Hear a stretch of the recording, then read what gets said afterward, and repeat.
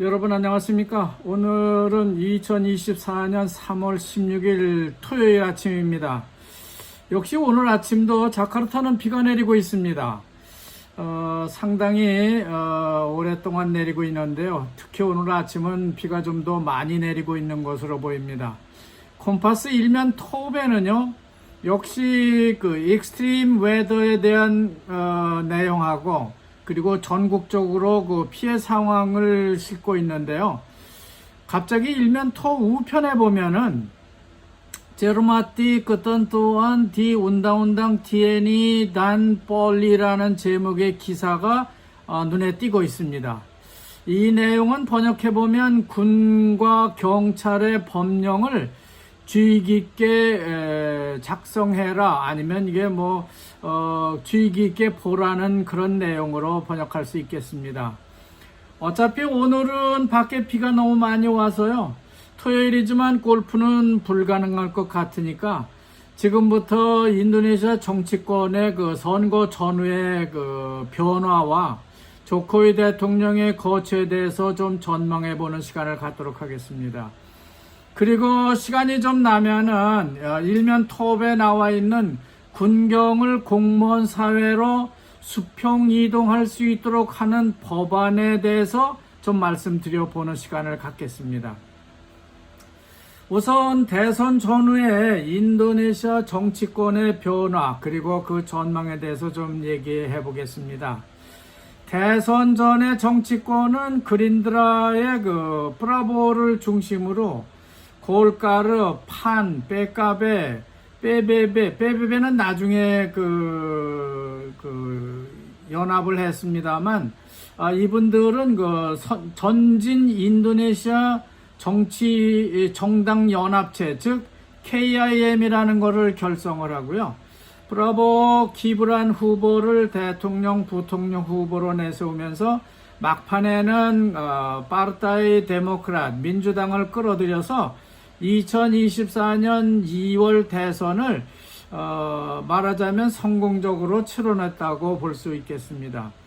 그 전에 수리오 팔로 나스뎀 총재는요, 아니스 바스웨단을 대선 후보로 영입을 하고 나스뎀의 그 대통령 후보로 내세웠습니다.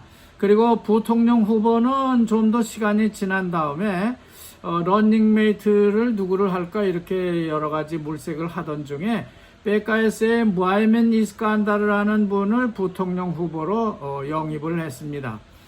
그 다음 마지막으로 PDIP는 수리오 팔로에게 주도를 뺏긴 것이죠. 그렇게 하다가 시간만 좀 허비를 많이 했는데 대통령 후보 선정에서도 주춤거렸습니다. 시간에 쫓긴 나머지 PDIP의 메가와티는 간자르라는 사람을 후보로 내세우기는 했는데 조코이와는 뭔가 마음이 일치하지는 않았던 것 같습니다. 조코이는 간자르를 대통령 후보로 기정사실화한 거는 맞는 것 같고요. 부통령에는 에릭 또아르라는 배우에멘 장관을 내세우려고 노력을 했지만은 결국 메가와티 총재는 자기 딸인 뿌안 마하라니를 부통령 후보로 내세우려고 계속 고집을 했던 것으로 보여집니다. 결국 메가와티와 조코위는 자기 후보 구상을 둘 다 접어야만 했습니다. 서로 다퉜으니까 그럴 수밖에 없었겠죠. 그래서 나온 후보가 마푸드 전 헌법재판소장입니다. 그러자 PDIP는 분열대에 나가기도 하는 등 난항을 거듭했습니다. 전국적으로 브라보 당으로 이동하는 사람도 있고 지지를 철회하는 사람들도 나오기 시작했던 거죠. 그렇지만 당을 수습하기 시작했는데요. 이 당을 다 수습한 메가와티는 간자르 마푸드 후보를 일단 대통령 후보로 부통령 후보로 내세우고 어떻게든 당선을 시키기 위해서 총력을 다하긴 했는데 그 결과는 참 실망적으로 17% 선을 넘지 못하고 있는 것으로 보여집니다. 한편 조코이는 메가와티와 거리를 두고요, KIM 연정으로 파르타의 데모크라스를 끌어들이고 에릭 도하르를 부통령 후보로 내세우려고 했는데 그게 잘 안 되자 자기 아들 기브란을 부통령 후보로 내세우는 거에 동의를 해줍니다. 그렇지만 기브란은 비선거권자 나이 문제가 걸리게 되죠. 그렇지만 당시 처남인 헌법재판소장의 협조를 얻어가지고 기브란의 나이 문제를 해결하고 브라보 기브란 후보를 밀고 나옵니다.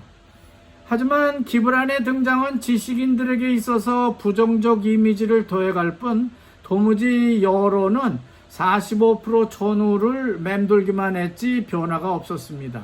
따라서 모든 언론은 2차 결선 투표로 갈 것 같다고 전망을 했죠. 그렇지만 브라보는 급한 대로 학교 무상급식 공약을 내걸었고 조코이는 반소스라고 하는 사회적 지원 카드를 전국적으로 흔들었습니다.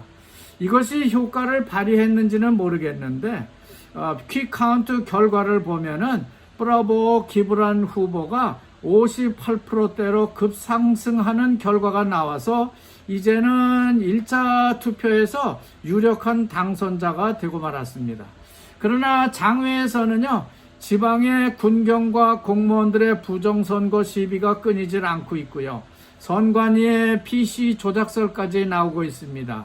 중국의 알리바바가 시레캅이라고 하는 그 선거 집계 프로그램을 컨트롤하고 있다는 소문과 주장이 난무하고 있습니다.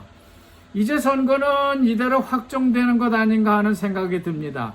그러나 국회 의석수를 더 많이 차지한 빼대빼당과 나스뎀당 그리고 빼까에스는 비록 야당이지만 총체적 부정선거라고 규정을 하고 이번 선거가 이건 뭐 총체적 아주 조직적 선거 부정이라고 규정을 하고 국회에 국정조사권을 발동할 것을 거론을 하고 있습니다. 여기에 힘을 더한 분이 있는데요. 그분이 바로 유습 갈라 전 부통령입니다. 유습 갈라 전 부통령은 메가띠를 만나서 국정조사를 논의하는 게 맞겠다라는 논의를 하려고 했는데 아직까지는 그 만남은 성사되지 못하고 있습니다. 국정조사를 해서요, 민주주의 선거제도를 바로 잡자는 측이 있고요. 이건 제이카 부통령이 하는 건데요. 국정조사를 해봐야 차기 정부 내각 자리만 달라고 할 것 같은데 이 정도에서 그만두자는 측이 서로 맞서고 있는 겁니다. 그러나 마푸드는 법률가 출신이라는 출신답게요. 시종일관 국정조사 자료 준비를 하는 중이라고 언론에 나와서 말하고 있습니다. 한편 KIM 연합당의 유스릴 이자 마헨드라 변호사는요, 36명이나 되는 맘모스 변호인단을 꾸리고 헌법재판소의 부정선거 재판에 대응하고 또 국회의 국정조사권 발동에 대비하고 있다고 전해지고 있습니다. 이제 남은 건 조코이 대통령의 정치적 행보가 아닌가 생각됩니다. 그는 일본 방문을 할 때 벌써 골가르당에 입당할 의사를 넥타이 색깔로 내비친 바 있는데요.